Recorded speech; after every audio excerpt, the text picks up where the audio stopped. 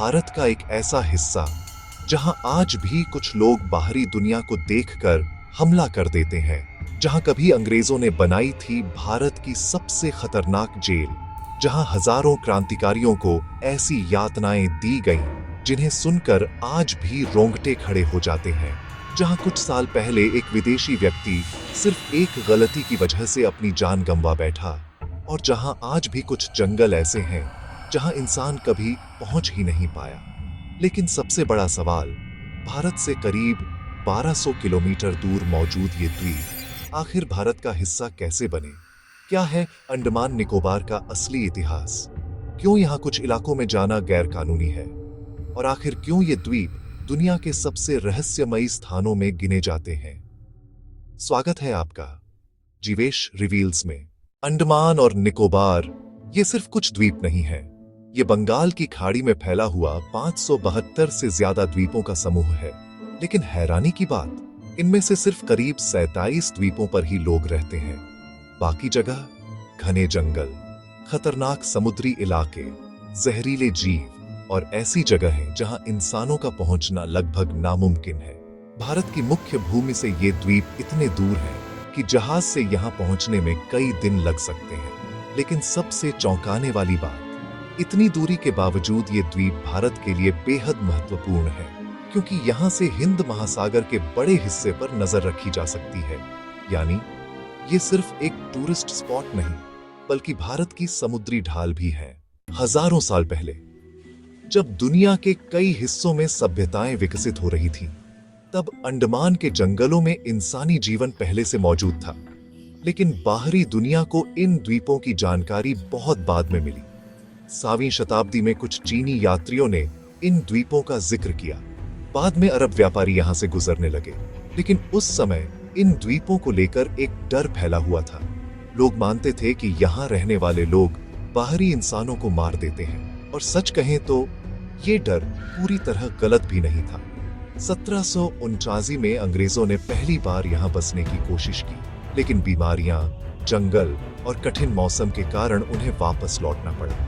लेकिन अंग्रेजों ने अंडमान को भूला नहीं, क्योंकि उन्हें पता था कि समुद्र के बीच मौजूद ये द्वीप भविष्य में बहुत काम आने वाले हैं। अब शुरू होती है अंडमान निकोबार की सबसे महत्वपूर्ण कहानी, एक ऐसी कहानी जिसमें अंग्रेज, युद्ध, जापानी सेना, आजादी की लड़ाई और भारत का भविष्य सब शामिल है।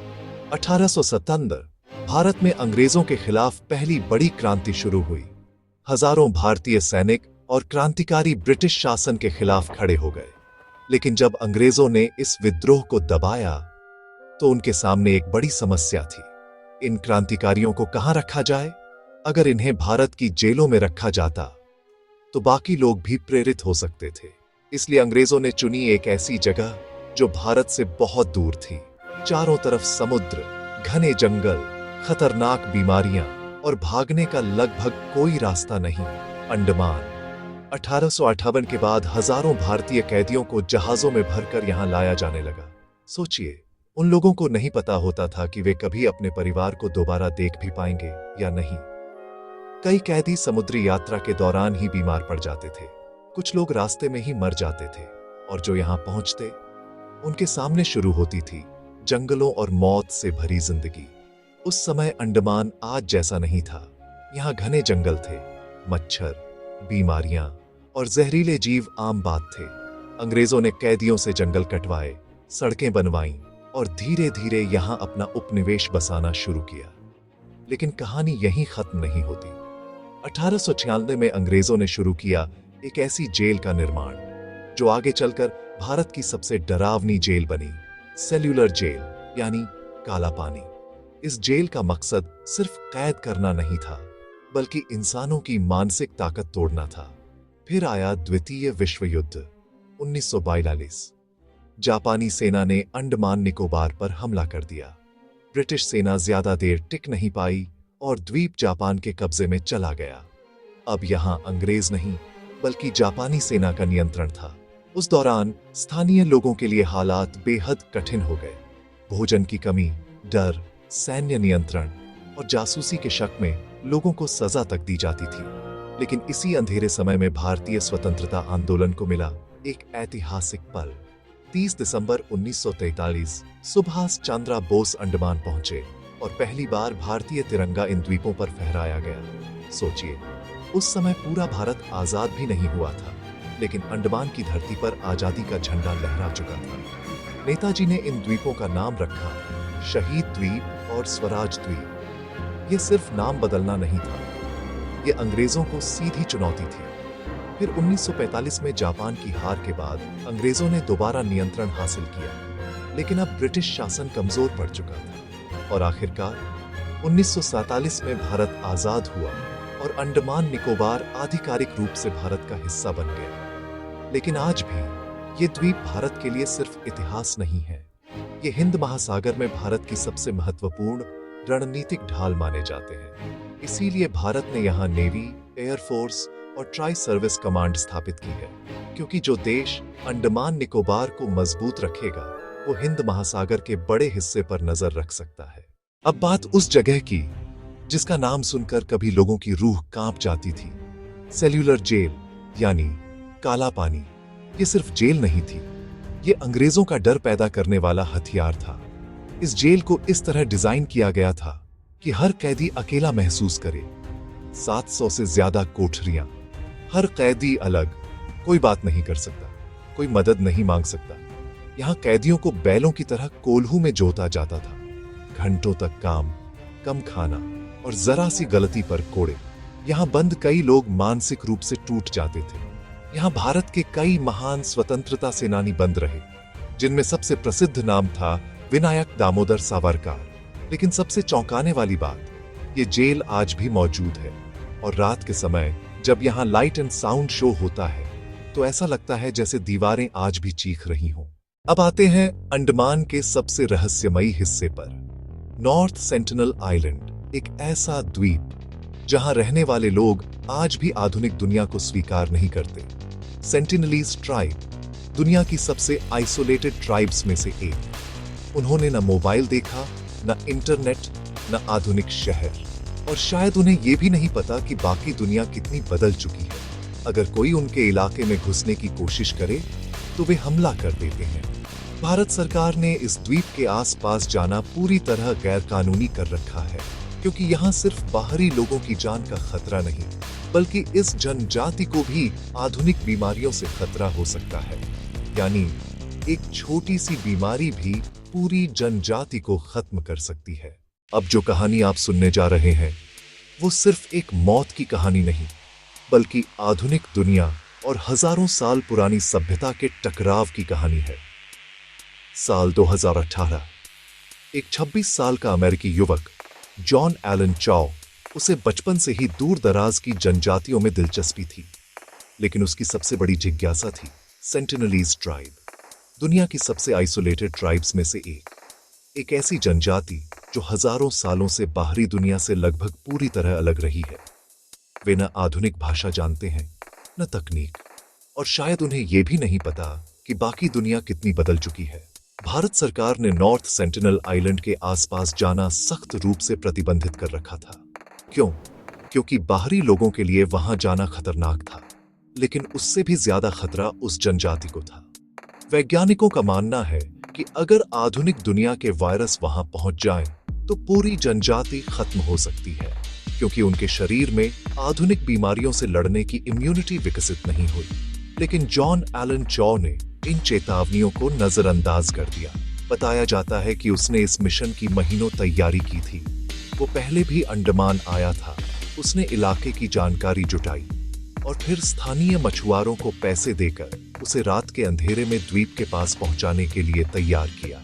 14 नवंबर 2018, काली रात, समुद्र की तेज आवाज और एक छोटी सी नाव धीरे धीरे नॉर्थ सेंटिनल आइलैंड की तरफ बढ़ रही थी। जॉन अपने साथ कुछ गिफ्ट्स लेकर गया था, फुटबॉल, मछलियां और कुछ दूसरी चीजें। शायद वो दोस्ती करना चाहता था।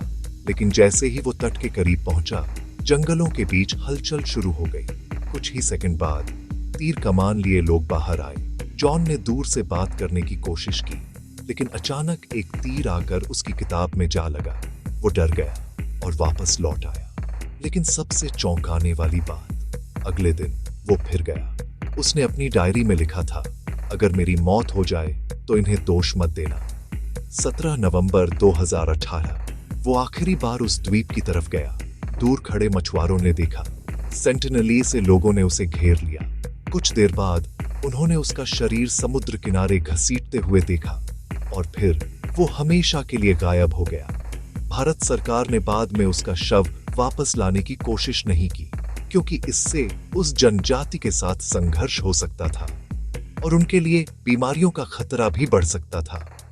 इस घटना ने पूरी दुनिया को हिला दिया, लेकिन सबसे बड़ा सवाल आज भी वही है, क्या हर अनजान जगह तक पहुंचना जरूरी है, या कुछ रहस्य ऐसे भी होते हैं जिन्हें दूर से ही सम्मान देना चाहिए। 26 दिसंबर 2004 सुबह का समय। लोगों को नहीं पता था कि कुछ ही मिनटों में इतिहास की सबसे खतरनाक सुनामी आने वाली है। समुद्र अचानक पीछे हटने लगा, बच्चे किनारे पर भागने लगे, लोग हैरानी से समुद्र देखने लगे, लेकिन उन्हें नहीं पता था कि मौत उनकी तरफ दौड़ रही है। कुछ ही मिनटों बाद विशाल लहरें तट से टकराईं। घर, सड़कें, पेड़, नावें, सब कुछ बहने लगा। कुछ गांव हमेशा के लिए गायब हो गए। लेकिन सबसे चौंकाने वाली बात, कुछ आदिवासी जनजातियां सुनामी आने से पहले ही ऊंची जगहों पर चली गई थी। उन्हें कैसे पता चला? क्या उन्होंने जानवरों का व्यवहार समझ लिया था? क्या प्रकृति ने उन्हें पहले ही चेतावनी दे दी थी? आज भी वैज्ञानिक इस बात को लेकर चर्चा करते हैं। अंडमान निकोबार सिर्फ रहस्य नहीं, ये भारत की सुरक्षा का भी बड़ा केंद्र है। ये द्वीप हिंद महासागर के बेहद महत्वपूर्ण समुद्री रास्तों के पास स्थित है। दुनिया का बड़ा व्यापार इसी रास्ते से गुजरता है। यानी अगर कोई देश इस क्षेत्र को नियंत्रित करे तो उसका असर पूरे एशिया पर पड़ सकता है। इसीलिए भारत यहां लगातार अपनी सैन्य ताकत मजबूत कर रहा है। रहस्य और डर के बीच अंडमान निकोबार बेहद खूबसूरत भी है। सफेद रेत, नीला साफ पानी, घने जंगल और रंग बिरंगी कोरल रीफ्स। यहाँ का राधानगर बीच दुनिया के सबसे खूबसूरत बीचेस में गिना जाता है। लेकिन हैरानी की बात, इतनी खूबसूरती के बीच भी कई जगह ऐसी हैं जहां इंसानों का जाना आज भी प्रतिबंधित है। अब सुनिए कुछ ऐसे फैक्ट्स जो शायद आपने पहले कभी नहीं सुने होंगे। भारत का एकमात्र सक्रिय ज्वालामुखी बैरन आइलैंड यहीं मौजूद है। कुछ द्वीप इतने खतरनाक हैं कि वहां सिर्फ वैज्ञानिकों को जाने की अनुमति मिलती है। द्वितीय विश्व युद्ध के दौरान जापानी सेना ने यहाँ कई बंकर बनाए थे। कुछ जंगल आज भी पूरी तरह एक्सप्लोर नहीं हुए हैं। और सबसे चौंकाने वाली बात, यहाँ आज भी ऐसी जनजातियां मौजूद हैं जिनके लिए आधुनिक दुनिया लगभग अस्तित्व में ही नहीं है। आज अंडमान निकोबार तेजी से बदल रहा है। नई सड़कें, इंटरनेट, टूरिज्म और बड़े डेवलपमेंट प्रोजेक्ट्स यहाँ पहुंच रहे हैं। लेकिन साथ ही एक बड़ा सवाल भी खड़ा हो रहा है, क्या विकास के नाम पर यहाँ की प्रकृति और जनजातियां खतरे में पड़ जाएंगी?